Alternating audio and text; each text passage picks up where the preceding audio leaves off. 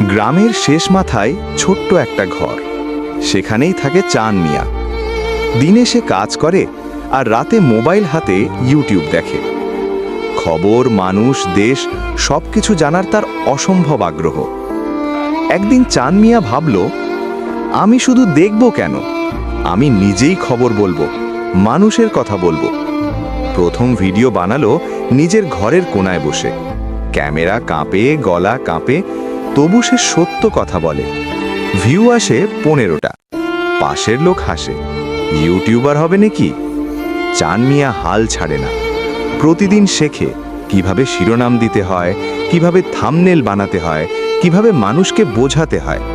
একদিন তার একটা ভিডিও হঠাৎ ফর ইউতে চলে যায়। ভিউ বাড়ে, মানুষ কমেন্টে লেখে, ভাই আপনি ভালো বলেন। সেদিন চাঁদ মিয়া বুঝে যায়, স্বপ্ন বড় হলে জায়গা ছোট হয় না।